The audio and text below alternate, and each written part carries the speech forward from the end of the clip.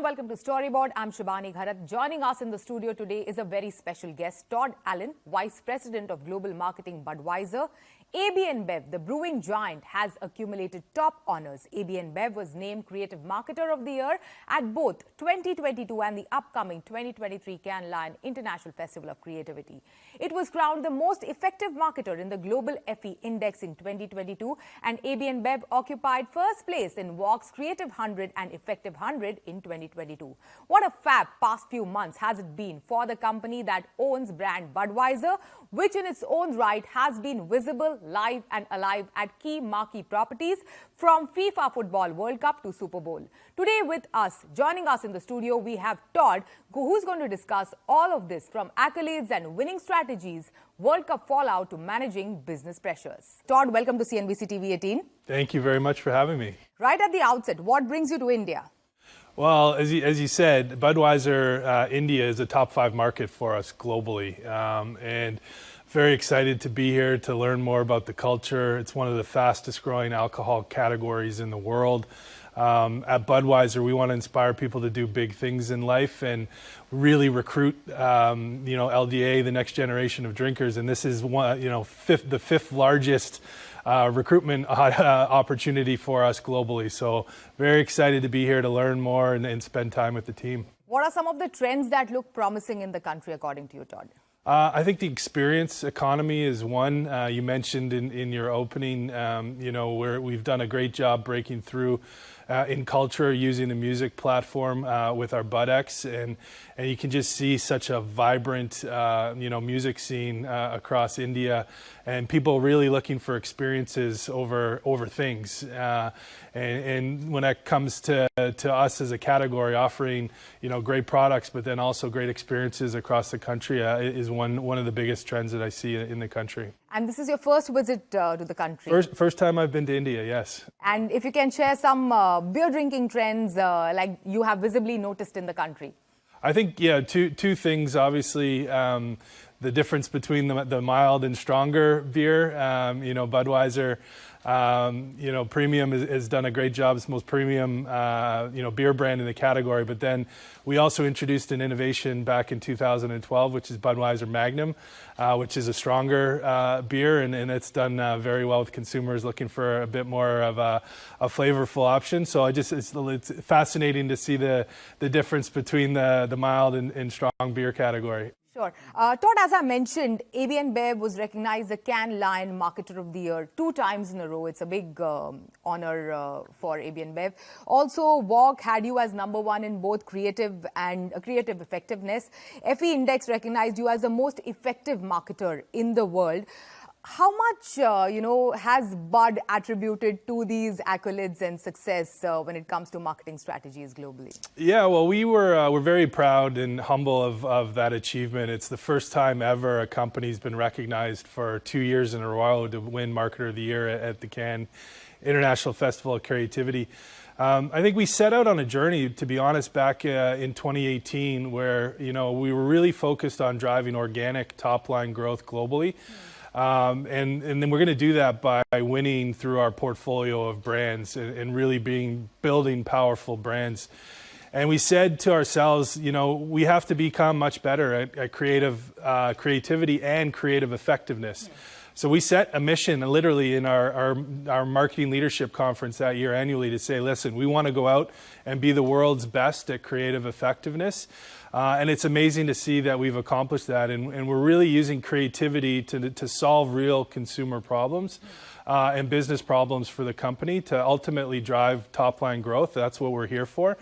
And then Budweiser, I was excited. It's been a portfolio play across all of our brands, but Budweiser did well. I think we won 8 Lions last year across multiple countries. So we had a great program with Bud WhatsApp Records in Colombia. We had an Unbreakable Courts program with the NBA in Brazil. We had a global program around the Budweiser Energy Collective that performed well. So very proud and humble and looking forward to this year's competition. And what strategy really worked for the brand? Because past 2 years haven't been really easy on most of the companies. So what are the things that you did right according to you? Yeah, I think, having a very clear positioning. So, we want to inspire people to do big things in life, seize opportunity, go out and, chase greatness, and staying true to that proposition, and then really bringing that to life through our platforms. So music is a huge platform for us globally. Doing great work here in India. You just had the first ever Lollapalooza, which Budweiser was a big part of. Creating great experiences in the on-premise with whether it's partnerships with Mixmag or Boiler Room, and just staying relevant in culture in the music space. And then, most recently, the beyond music, building occasions around the passion point of football. So obviously, we're just off the back of a massive FIFA World Cup.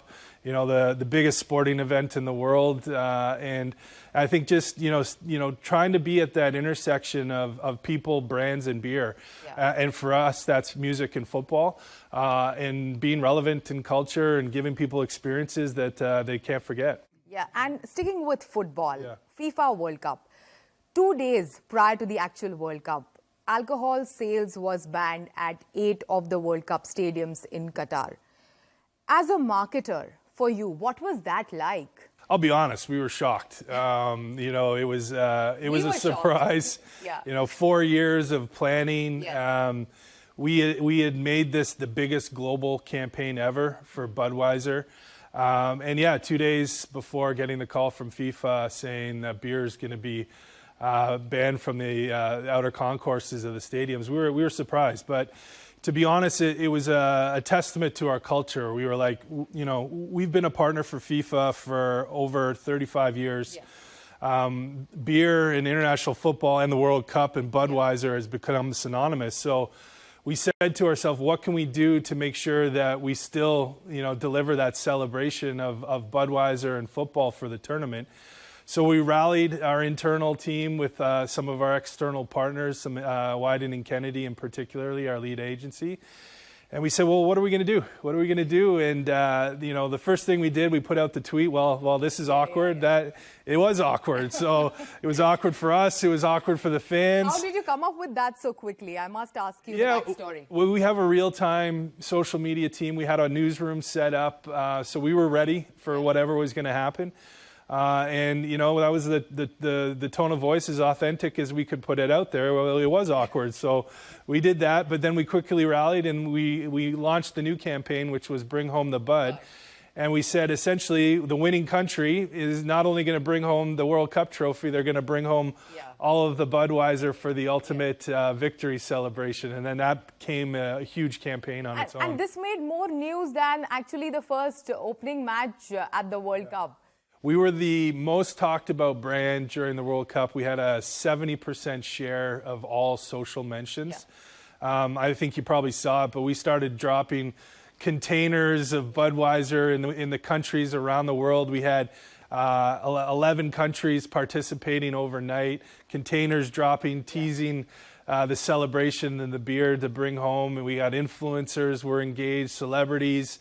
We had turned into out-of-home media. We even turned our field boards in all the stadiums in Qatar to bring home the Bud messaging. And it was just a great collaborative effort, and the agility of the company was amazing. Yeah, and you served the Bud Zero at the stadiums, which is a non-alcoholic beer. Yeah. Also, alcoholic beverage was served at certain places in Qatar. But did it really offset the kind of impact that this ban, 2-day prior ban, would have had on your investment in the World Cup? Did it really offset that? Well, Budweiser Zero did very well, obviously, because it was available in the stadium during the matches and in the outer concourse as well. So we did see a pretty big increase in trial and awareness for Budweiser Zero, which was a great initiative. And then, as I mentioned, we also delivered a great experience outside of the stadiums where we could. We had the Budweiser Hotel where we hosted over 1,500 guests from around the world. We had a huge BudX weekend where we had over 100 creators attend the hotel with us. And we actually filmed the first ever music video filmed at the FIFA World Cup with those 100 creators and Little Baby who had developed the anthem for the song. So we worked to deliver a great experience on the ground for our guests in Doha. But to be honest, more importantly, it was the 75 countries around the world that activated the World's Yours to Take campaign for Budweiser, and then ultimately... And some of the biggest football stars. Yeah, we had Messi, Neymar, Raheem Sterling as the key footballers in our campaign, really using this moment to inspire everybody, not just the players, to really, on the back of COVID, to go for it and chase your dreams with this campaign. So, yeah. Todd, I have to ask you this. I believe, and there have been rumors that AB InBev is seeking 47.4 million of deduction from the 2026 World Cup in terms of investment. Is that true? Yeah, we don't discuss our commercial terms in public. So, but no. there have been negotiations with FIFA. Yeah, well, we're excited to continue our partnership with FIFA. So we have, the Women's World Cup coming up. Yes. And then, it was announced in FIFA that we're working towards 2026 in North America, which is the home of Budweiser. We're excited to continue our partnership with FIFA. But did it hamper your partnership with FIFA, this last-minute change of plans? Yeah, as I mentioned, we were surprised. Were you angry? We were shocked. But we worked together and got to, I think, a good resolution. And then ultimately, as I said, the pivot for us, really, we wanted to make sure Budweiser was still at the forefront of celebrations around the World Cup. And I really believe Bring Home the Bud helped do that. Okay.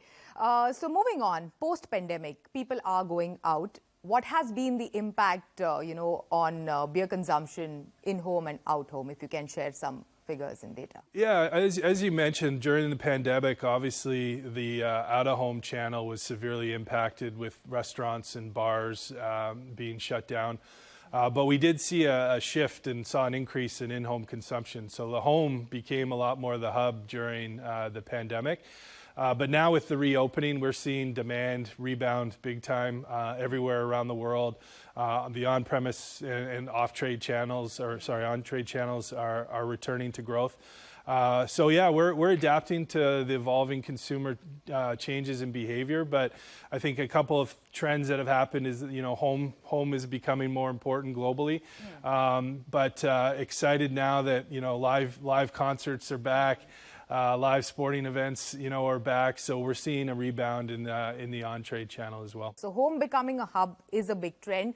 That also means that direct-to-consumer has become a big deal. Yes. So how has that, shifted your marketing and your strategies? It's critical to the direct-to-consumer business is growing. And actually, we're leading the digital transformation at ABI globally. So from the D2C perspective, we're building our own direct-to-consumer brands around the world.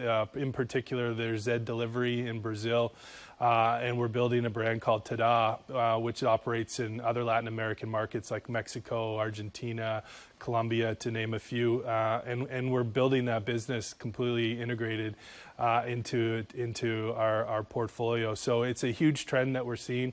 And then in other markets, we're making sure we're partnering with the right partners to ensure people can get cold beer delivered to their homes, in some cases in under 30 minutes, whether it's in time for a sporting match that you have friends over to watch on TV, or you're home entertaining a dinner party.